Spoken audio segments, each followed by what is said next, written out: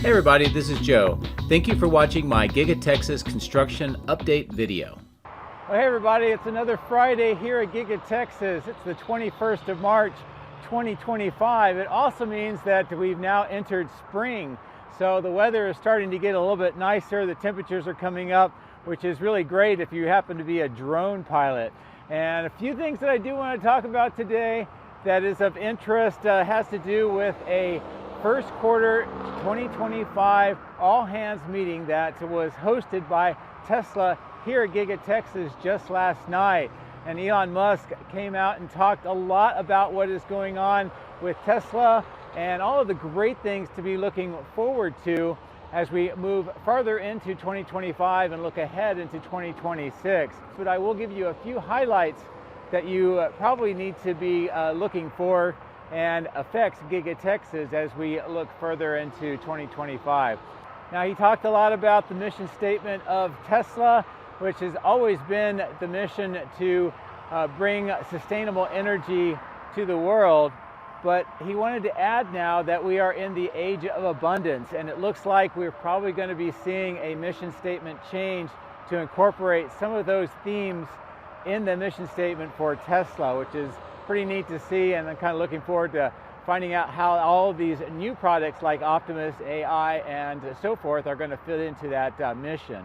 Now, a few other things that he did talk about. One has to do with a land purchase that he made a few years ago that I reported on just south of Giga Texas across the Colorado River.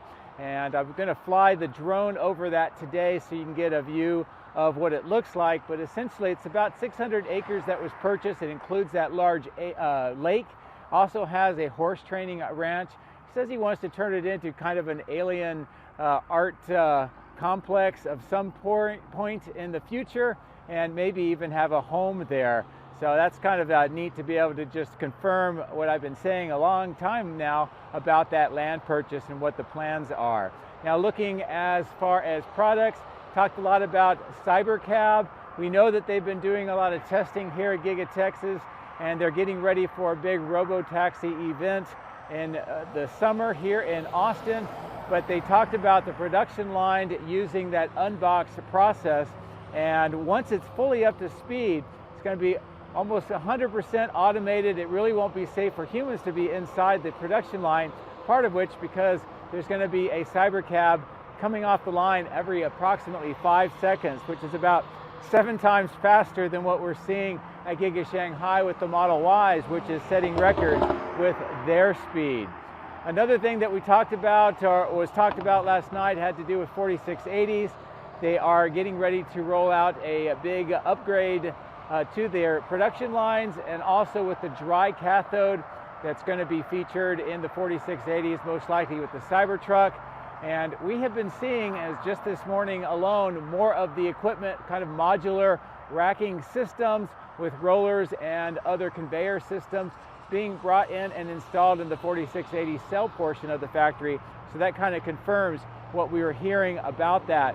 They also mentioned that the 4680s are now the most cost-effective battery in the world, which is a major accomplishment for Tesla since they kind of moved that all in-house and started up that process just a few years ago. Kind of related to that, they talked a little about the work down at the Corpus Christi lithium plant. And as you know, I've been providing some updates along the way. They are getting ready to start production there.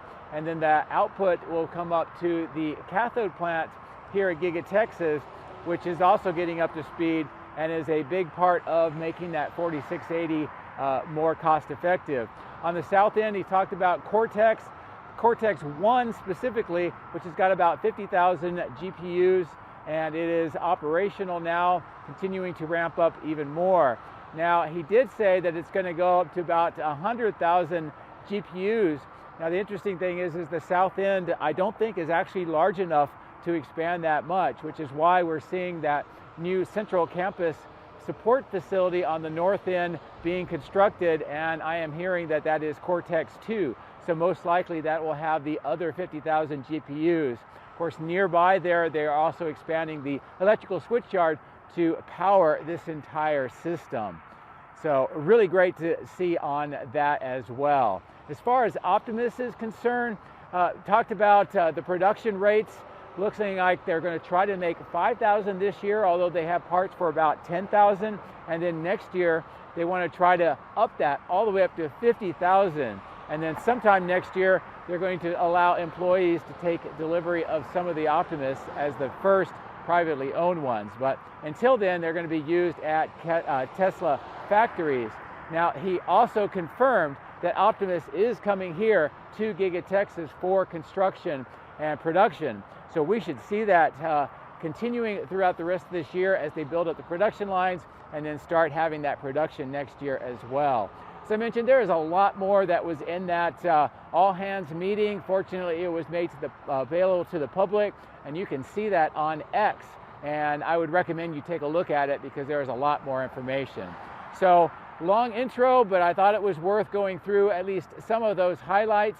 So for now, let's get into the drone and fly around and see what it looks like here today on a very busy site, and get ready for the weekend. As always, thank you very much for your support. I appreciate it. So let's go flying. If you would like to support my efforts, please consider using these links, which will be in the video description. If you are interested in Tesla products, you can help yourself and support me by using my referral code. Don't forget to hit the like and subscribe buttons on my YouTube video, as this helps as well. Thank you. My drones are ready and raring to go. Let's go flying over Giga Texas.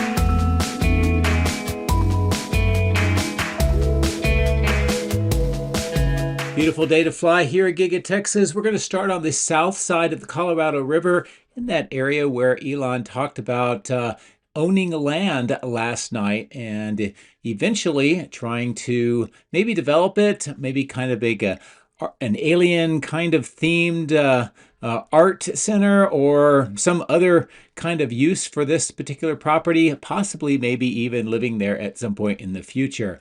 But I wanted to give you this view because that came up at that meeting last night. I'm not too sure if many people realize this is the part of the land that he's talking about. It's very close to the water treatment plant, and I'll give you a view of that here while we're at this part of the site. You can tell that there is a lot of upgrades going on here. New tanks. Also, they're doing something with that tower. And all of this is related to the new water intercept system with the caissons that I've been showing you under construction on the site. But as I turn back, this field at the bottom left and also this kind of horse ranch is all part of this about 600 acres of land that was purchased and what he was referring to. And in the right-hand side of the screen is also a very large pond that is on this land. Now, the lease for the horse ranch is for 5 years. That started 2 years ago. So they have about 3 more years of that lease, and then we'll see what happens after that point in time. So as I continue to fly to the north, the Colorado River is just at the bottom of the screen. This is a nice look at some of the tree area, which eventually will be part of that ecological paradise open to the public that Tesla has talked about once they are finished up with more of the higher priority construction on the site. In addition to that, you can tell that the workshops here, some of the materials, some of the containers and vehicles are still very busy at this part of the site. And this center is the recycling center where they recycle everything from battery packs to crates to vehicles and a bunch of other items as well. Now, it is interesting that we can see a couple of vehicles under cover at the bottom right. It didn't get low enough to really see what that is, but that's an interesting development that I may check on my next view. As I fly over the East Warehouse on Wheels, we look back at the factory and see downtown Austin very well lit with the light. And of course, this material staging yard with all of the items still waiting for its installation either in the south end or for part of the water management system. As I maneuver back towards the parking lot, I'll zoom in, show you what all of the Cybertrucks look like here today. There are more than there were on my previous video, so some level of production is definitely going on that they are putting onto this lot. Now, there is a current recall on the sail panel that kind of is the A pillar going along the top of the windows on either side that does need some repairs. I think there's some adhesive that needs to be redone. So maybe that is why all of these vehicles are on this lot. As I continue to pan back towards the parking garage, just wanted to see what type of activity was going on here today. We did talk in my previous video about the 6th floor having the privacy fences put up along the window lines and also in the ramps on the top of the roof, but I don't really see a lot of activity today, and there's only a couple of vehicles with LiDAR on the roof today as well. So this is what it looks like. The privacy fence on the ground is still there as well. So much of the parking garage is used for new vehicle production testing and so forth, possibly related to the robotaxi, maybe for the new low-cost vehicle. But anyway, that's just a quick look at that part of the site. As we get closer to the stamping machine section of the building, zoom back in. This is that large delivery we saw on my previous video. Still has not been unpacked, but many of the crates that were next to it have been. And it looks like maybe they're getting ready to move some more of those crates, maybe unpack inside and install more equipment. So a lot of activity going on just inside this part of the factory.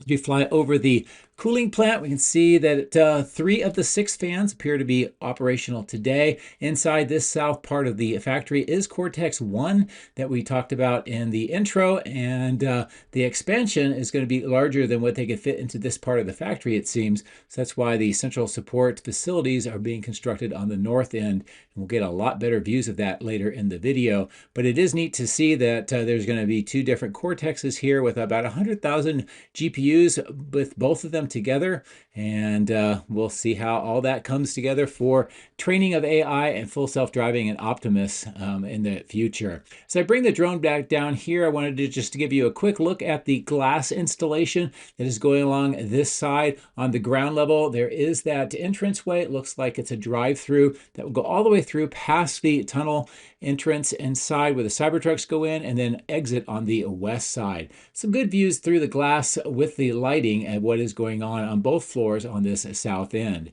As I maneuver around the end of the building, I wanted to give you a look at the Cyberpond, some of the berm work that has been underway, plus they've been doing some watering, as you can tell in the upper left, and more irrigation pipes have been installed along the 3 terraces on this right side. They also have some of those kind of concrete mats behind or underneath the roof drain vents along that side of the end of the building. As we fly back up over the power lines towards this southwest corner by the South Bridge, this is just a look at the smaller caisson that has been installed here, and eventually it'll be connected to the larger one across the highway where that yellow crane is. And later in the video, I'll show you some of the neat developments that are going on inside there with the tunnel boring machine. But for right now, we'll take a look at this smaller caisson. All the equipment has been removed away, so really not a lot of activity at the moment with that particular caisson. And that is one of those water intercept system additions that's related to that water treatment plant that we saw earlier in the video. As we fly along the west side of the building, I'll bring the drone down even lower and just get a look at some of the glass that are still in the crates on the right, waiting for their turn to be installed. Smaller glass panels at the bottom of the screen that may be related to this new window line that's being installed next to that temporary platform. And also, I thought I would stop here. This is that exit way that will connect all the way to the other side of the building. It looks like there are deliveries of posts and some beams and some other equipment going in on that side. Looks like there is a pump on the trailer at the bottom of the screen, and not a lot of materials being loaded in the top of the platform today, but we have noticed a lot of wrapped items, very large equipment being delivered and moved inside this part of the factory. So I'm going to fly along towards the north along the west side of General Assembly, and we'll take a look what's going on near the main entrance.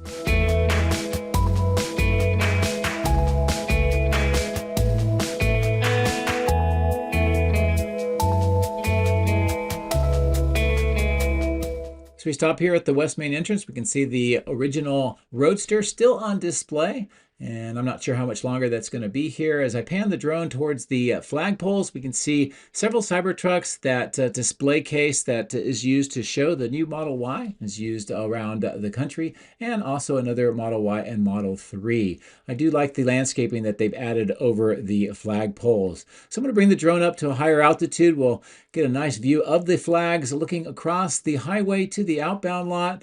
And we'll go ahead and resume on the other side. This is a nice higher altitude view of the entire outbound lot, the end-of-line facility, and how this looks today. I did notice on the north side there are a lot of vehicles, a good mix of Model Ys and Cybertrucks. I'd say maybe about a little more than half of them are the Model Ys. And as I bring the drone down lower and just fly right across, you can see that there's also some Model Ys in the drive lanes because there are just so many of them. Here's a good look at all of these Cybertrucks as well. And it's just nice to see a lot of vehicles, maybe about 800 of them or so in this north part of the lot today.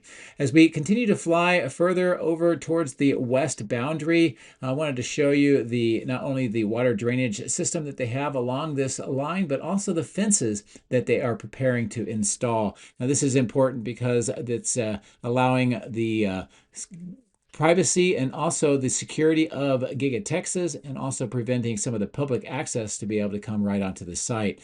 So I know that this is an important addition for Giga Texas, and it'll be nice to see once that's all the way around the entire western perimeter. While we're here, there's a few things I wanted to point out in this material staging yard, and I want to say thanks to my viewer and Patreon Desi Doolin for pointing out that this stainless steel tube-like item is the one that was on the northeast side of the battery cathode plant. I've been monitoring that for a long time. It vanished a few days ago, and I've been looking for it, and it looks like it was just transported over here along with some of the other equipment as they've cleaned up that northeast side of the cathode plant for future construction.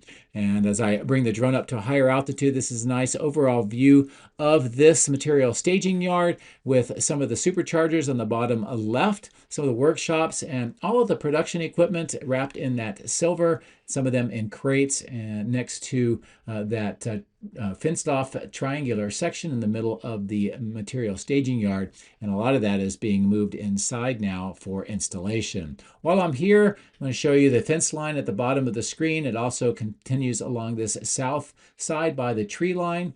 Next to this field, we do see a dirt or at least a graveled road to continue with the operations here while mitigating mud and some more of the dirt that's come out of the caisson construction that is going on nearby. As we get to this triangular material staging yard, we see more of the steel beams on the left, concrete and steel items on the right. In the middle, of course, is all those transformers that I keep an eye on to see if we can determine what their purpose are and also where they're going to be installed. So right now, we'll just continue to monitor that, and we'll be able to figure out hopefully soon where those are going to end up. As we fly along the south side of the west support facility, which includes that west warehouse and wheels, I wanted to get closer to this caisson next to this yellow crane, show you some interesting developments today. Now first, all of these concrete pipe segments are what's going to be used to line the tunnel bore that is being constructed at the base of this particular caisson. Also, a lot of the equipment supporting that tunnel boring machine. As I zoom in, you can tell that the pistons have pushed the assembled tunnel boring machine to the south. It is already starting to do that tunneling operation. That'll continue south underneath the Colorado River and connect to one of the new caissons that's been built on that other side of the river. And of course, all of this system will eventually connect into that large water treatment plant that we talked about earlier in the video. and is one of the reasons why we're seeing some of the additions and upgrades to that water treatment plant. So all of this is being installed throughout this entire part of Giga Texas. Now, as I fly further to the north, we'll take a look at the Cyber Tunnel, which is not getting a lot of activity at the moment. Of course, this is a Friday, so production down day, and that is a part of a production process that's been in place since last July. And it's Monday through Thursday, and that's continuing right now, but I'm not sure when we'll see that change. Hopefully we'll see that with the production increases. Now, with these Cybertrucks, I've had some viewers say that with all the dirt on them, they can't be new. We have to remind you that we are in a construction zone here, and everything gets dirty if it sits around for a couple of days. Also notice that the glass roof panels are that dark black, which differs from the earlier Cybertrucks that had silver ones. So that seems to be the standard now, and I'm not sure why the change, but hopefully at some point Tesla will let us know. More Model Ys on this part of the outbound lot, which adds to all the ones that we saw on the north end. And of course, here's what the operation at the superchargers looks like today underneath those canopies. So I'm going to fly up and over the highway again. We'll resume on the other side.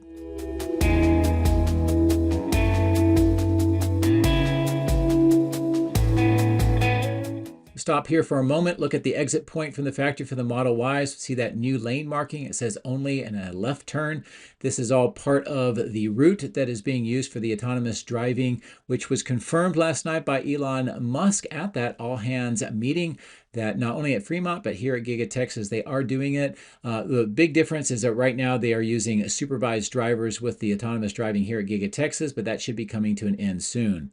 Here we see the planters getting some of the trees installed. This is lining both sides of this new entrance, the grass in those cyber berms, the new windows, and of course this covered awning that is for the employees waiting for the shuttle buses. As we get closer to the 4680 cell production portion of the site, we can see the recycled 4680 cans in the bins, but also more of that modular equipment that is being installed to support the new 4680 production lines. And as we heard at the all hands last night, the dry cathode battery construction and production is really gearing up. We should start seeing those coming into new products, probably Cybertruck, maybe some other products.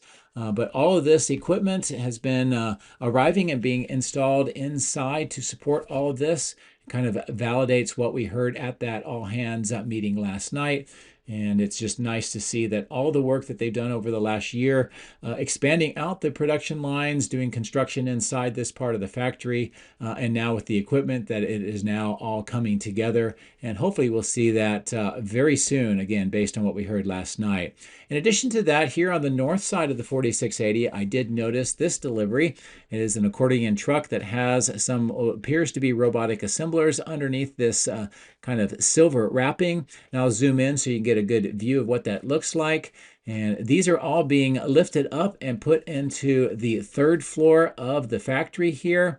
And what I'll do is zoom out, and I had to physically reposition myself. By the time I got back here, they had already lifted it up onto this third floor platform. Again, that is important because the third floor is part of the production of the 4680s. And this is all related to that increased production. If it had been on the upper level of that taller platform, that's mostly HVAC and also a dehumidification system that they use for the battery production. So the fact that it's going onto the third floor is significant for production. As we fly along the north side of the paint shop, I wanted to show you that they are still preparing some of these paint stands with the new Model Y bumpers to be moved inside for use for painting. Of course, more of these rack mounts and castings all along this northeast side of the factory, and a Cybercab going on its testing route. Now, because so much to show you in this video, I'm just going to go up here towards where the castings are material handling and sorting lot is, and then we're going to fly up to the north and we'll take a look at what's going on by this switchyard.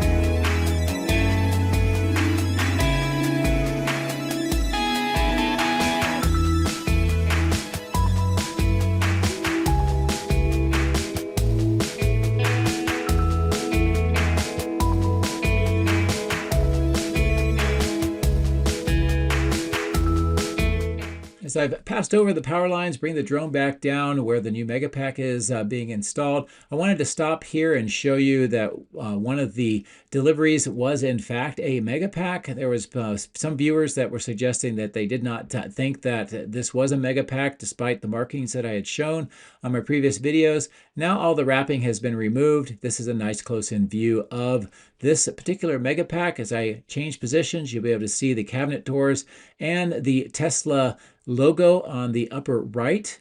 And I think this is just one of several new of the Megapacks that will be delivered and installed very soon at this new site, coming into the view on the top of the screen. Now, as we get closer into this particular site, a few things just to point out. One, you can see that water management system drain on the bottom of the screen that goes all around this particular site. The Megapacks will be installed on these beams that you see on the ground. Of course, the transformers and cable trays down the middle. If you look at the upper left of the screen, the other Megapack site, this is of a very different design. And I'm not sure why, if there's something to do with maybe a newer generation or if it's a different power setup, but for whatever reason, they are using a different method to install the Megapacks here. Of course, we have the 4 slabs on the north end, and the conduit is all installed, and they're doing some additional trenching to finish up the connections to the south end of the switchyard where those 3 control trailers are located. As I turn around, this is a nice look back to the main factory. Some of the work on the left-hand side of the screen for earthwork and where that new Megapack site is going to be located. Now, as I pull away, pay attention to the ground in the middle of the screen. All of this is going to be prepared for extending and doubling the size of the electrical switchyard on the right-hand side of the screen. It's going to cover most of this section, and that'll help add for more power to support the power needs for all of the Cortex 1 and 2, plus the factory itself. That large depression on the right-hand side of the screen had a viewer suggest that the reason why it hasn't been filled in yet is that it is still being used for drainage for the water management system. Still needs to be connected into the new kind of pond triangular shape on the right hand side of the screen before they can fill that section in. I think that makes sense. At this height, this is a nice overall view of the central support facilities that are being built here. That's also known as Cortex 2. That graded area has been prepared. It has the gravel mix on it, and they're finishing up all the piles. So while I'm here, I'm going to fly to the north over these linear hills and ponds. This is what is remaining of the old sand and gravel mine that used to be this entire area.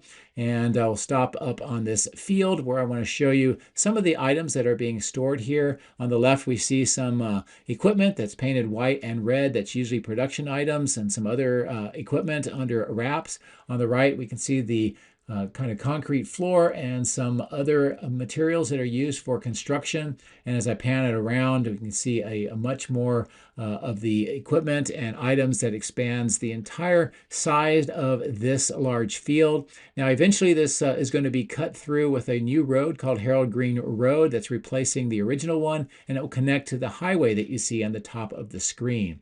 As I pull away to the east, we see more of those hills and ponds that are remaining from that sand and gravel mine.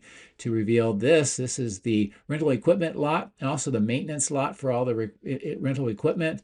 And also on the left-hand side, or the center of the screen, we see some of the concrete that is what used to be on the south end for a while, and then it was all broken up so they could do the new extension. And all of this is being prepared for recycling at some point in the future.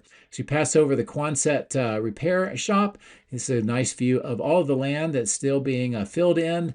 And on the right, that large hill, I think it's just temporary storage of the dirt until they get a chance to use it again, because it's not really compacted down. Of course, more of the concrete on the ground here that's being prepared for recycling. And on the right-hand side, next to these 2 containers, the white and blue ones, this is where all that equipment was located that I showed you earlier that has been relocated to that far west staging yard, including that stainless steel kind of pipe-like item. So while I'm here, I'll give you a nicer, higher altitude view of the entire east side of the cathode plant, the crash test facility, the wade pit, and the cell testing lab, because I wanted to show you what the view is here of the new construction site and how this is all starting to tie in together with the die shop and the cathode plant complex. And eventually all of this is going to be one contiguous kind of industrial park, if you will, of all of these construction items. And it definitely has changed a lot since that old Martin Marietta concrete batch plant used to be here. So I'm going to fly around a little more at this altitude and let you see what it looks like from a bird's eye perspective.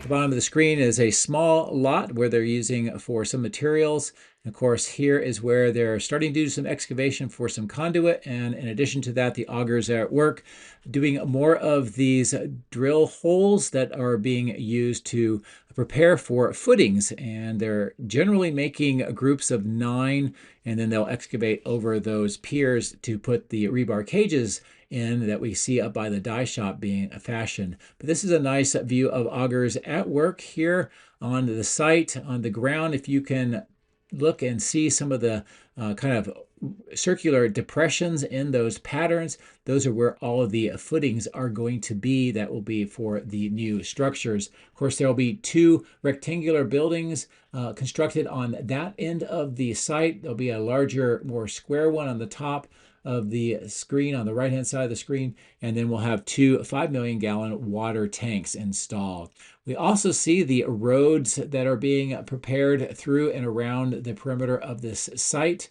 And as I pull away, this is a nice look at a lower altitude of how the roads are going to connect into the existing complex here with the cathode building and the die shop.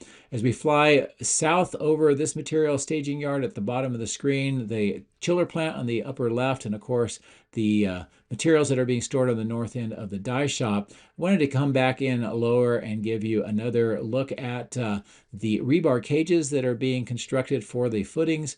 There's basically 2 types, it appears. One is just a flat square, and the other one has built-in rebar for, it looks like raised columns.